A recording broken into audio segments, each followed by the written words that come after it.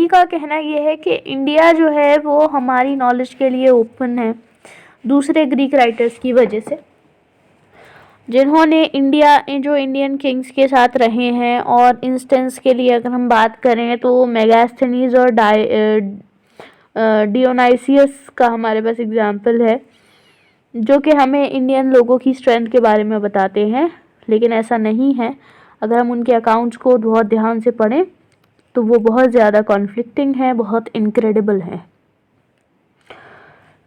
Source क्या क्या है इन सब चीज़ों को जो जहाँ से लिया गया है? H.L. Jones cited in Majumdar 1960, 1981, 244 MC, Grindle 1877, 2021, 194, 196, 97 and 21। तो ये सभी राइटर्स जो हैं ये एक old Greek tradition of writing का पार्ट हैं, जो कि दूसरे लैंड के लोगों के बारे में लिख रहे हैं। इन्होंने एक एजुकेटेड ग्रीक ऑडियंस के बारे में लिखा है। उनका एम यही नहीं है कि वो उनको सिर्फ इन्फॉर्म करें, बल्कि उनका एम उनको एंटरटेन करने का भी है। बाद के जो राइटर्स हैं उन्होंने मेगास्थनीज की बुक से सेलेक्ट किया बिट्स को, जो कि उन्हें लगा कि उनके ऑडियंस को इंटरेस्ट देंगे, उनको मज़ा आएगा उसे पढ़ने में, तो उन बिट्स को सेलेक्ट किया और बाकी का जो था उसको छोड़ दिया, और बाकी बोरिंग पार्ट्स को उन्होंने छोड़ दिया, जो कि हिस्टोरियंस के यूज़ की चीज़ है, बोरिंग चीज़ें। तो जो मज़ेदार मसाला है वो उठा करके उन्होंने अपनी ऑडियंस को सर्व किया, और उन्होंने ऐसी चीज़ों को हाईलाइट किया जो कि ग्रीस से समानता खाती, मतलब जो इंडियन और ग्रीक में जो भी चीज़ें समान हैं, जो एक सी हैं, जो सिमिलैरिटीज़ हैं, उनको हाईलाइट किया, और उन चीज़ों को भी हाईलाइट किया जो कि क्यूरियस और डिफरेंट थी। यानी कि किसी भी कल्चर के बारे में अगर मैं आपसे कहूँ कि इस कल्चर में बिल्कुल ऐसे ही होता है, तो आपको इंटरेस्ट आएगा कि हाँ हमारे कल्चर जैसा है बिल्कुल। और अगर मैं आपसे कहूँ कि यहाँ बहुत अजीब सी अटपटी सी चीज़ होती है, तो आपको इंटरेस्ट आएगा, है ना। तो दोनों ही तरीके की चीज़ें उन्होंने बिट्स की तरह हाईलाइट की।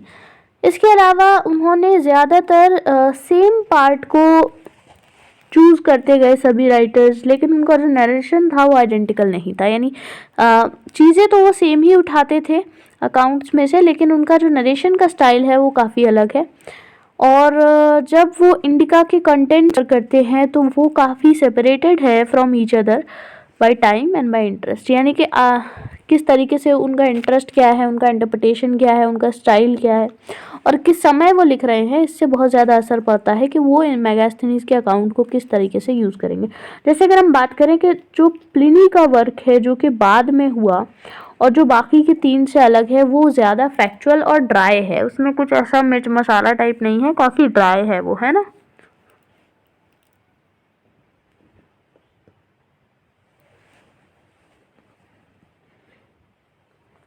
अब हम मेगास्थनीज के इंडिका की बात करें तो इंडिका जो है वो कंट्री को, उसके साइज़ को, उसके शेप को डिस्क्राइब करती है, रिवर को, सॉइल को, क्लाइमेट को, प्लांट्स को, एनिमल्स को, प्रोड्यूस को, एडमिनिस्ट्रेशन को, सोसाइटी को, लेजेंड्स को, बहुत सारी चीज़ों को मेगास्थनीज की इंडिका डिस्क्राइब करती है।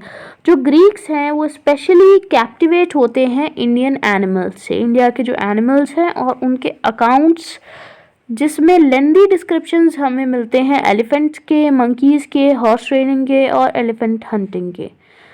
तो इसका मतलब ये है कि कहीं ना कहीं उनका इंटरेस्ट इन्हीं सब चीज़ों में था। इसी तरीके से जब हम देखते हैं, जब वो अपने खुद के लैंड के साथ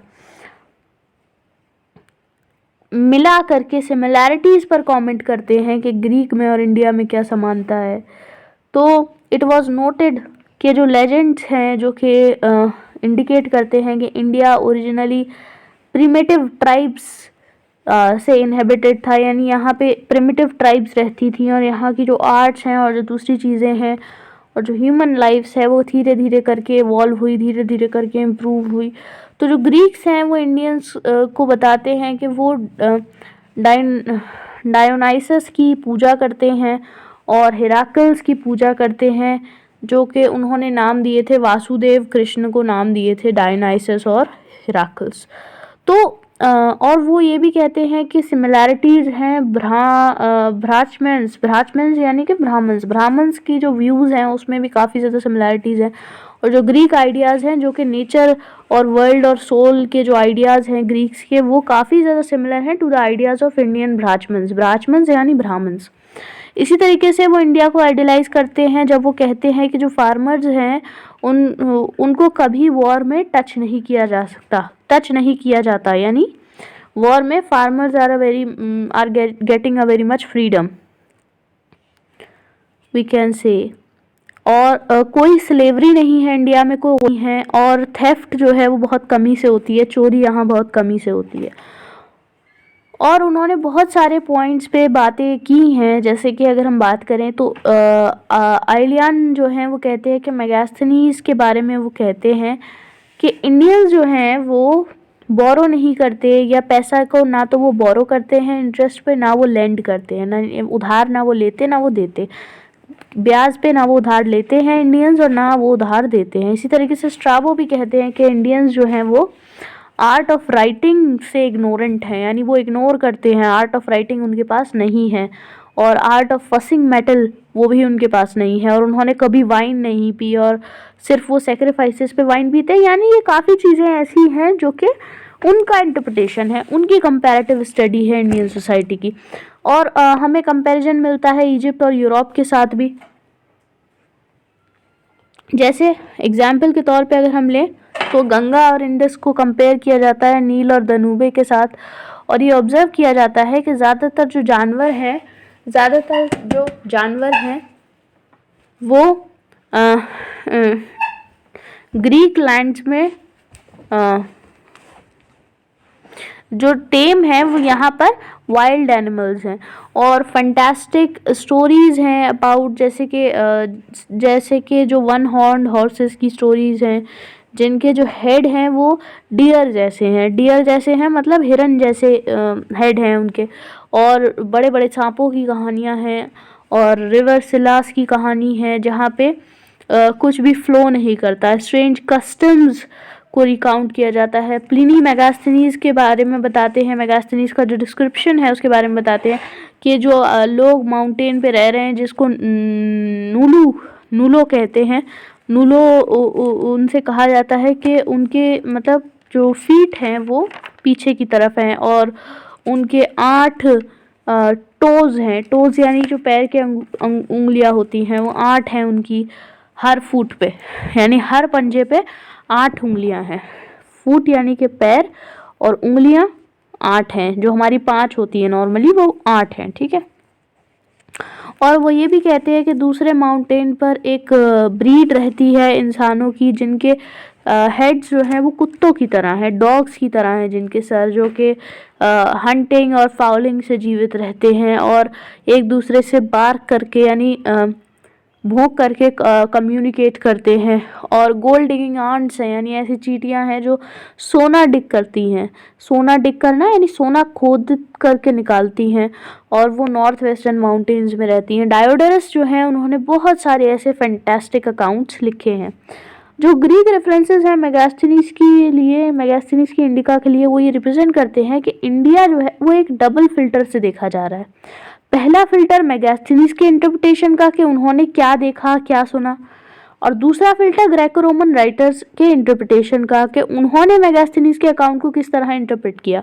तो जो साइटेशंस हैं इंडिका के जो हमें मिलते हैं वो हमें बताते हैं about the ancient Greek perspective, यानी एंशिएंट ग्रीक लोगों का क्या पर्सपेक्टिव था इंडिया के बारे में, हमें ये ज़्यादा पता चलता है। और चौथी सदी की बीसी की क्या हिस्ट्री थी इंडिया की, हमें ये कम पता चलती है। सब कॉन्टिनेंट की हिस्ट्री कम पता चलती है और उनका पर्सपेक्टिव ज़्यादा पता चलता है।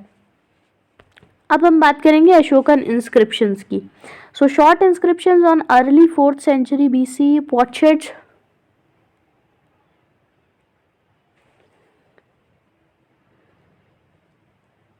found at Anuradhapura in Sri Lanka have given important evidence of the use of the Brahmi script in a pre-Maurya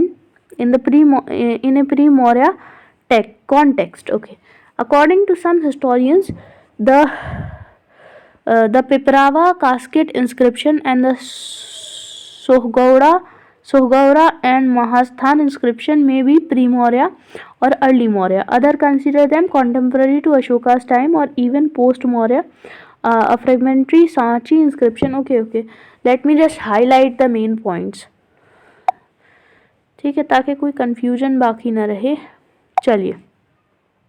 Short inscriptions on early 4th century BC, potsherds found at Anuradhapura in Sri Lanka have given important evidence of the use of Brahmi script in a pre-Mauryan context. According to some historians, the Piprava casket inscription